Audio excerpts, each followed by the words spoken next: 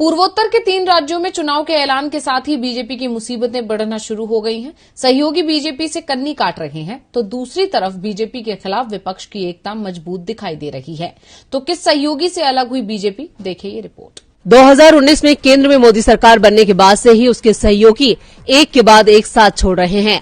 Akali Dal, Shiv Sena, JDU, राष्ट्रीय लोकतांत्रिक party, Subhaspa, MGP सहित कई पार्टियां बीजेपी का साथ छोड़ चुकी हैं और अब पूर्वोत्तर में बीजेपी को बड़ा झटका लगा है। पूर्वोत्तर के 3 राज्यों मेघालय, त्रिपुरा और नागालैंड में चुनाव का ऐलान हो चुका है। चुनाव का ऐलान होने के साथ ही यहां बीजेपी के सहयोगी उसका साथ छोड़ने लगे हैं। बीजेपी को सबसे बड़ा झटका मेघालय में लगा है, जहां सत्तारूढ़ एनपीपी ने बीजेपी से गठबंधन तोड़ लिया है। एनपीपी अपने 4 सहयोगी दलों के साथ मिलकर चुनाव लड़ेगी, लेकिन इस गठबंधन में बीजेपी को जगह नहीं दी गई है।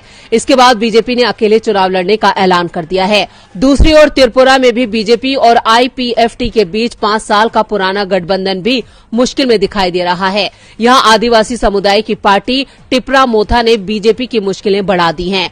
टिपरा मोथा ने आईपीएफटी को गठबंधन का ऑफर देते हुए कहा कि आदिवासी अधिकार की रक्षा के लिए दोनों को साथ आना होगा। आईपीएफटी ने भी टिपरा मोथा से गठबंधन के संकेत दिए हैं।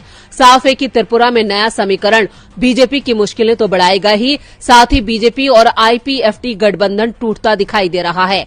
मुश्किल में फंसी बीजेपी को नागालैंड में जरूर राहत मिली है। यहां एनडीपीपी के साथ बीजेपी का गठबंधन हो गया है, लेकिन इस गठबंधन में भी बीजेपी को छोटे भाई की भूमिका स्वीकार करनी पड़ी है।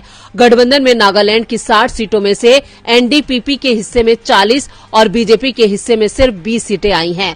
साफ है बीजेपी के लिए इस बार पूर्वोत्तर की लड़ाई बेहद मुश्किल दिखाई दे रही है।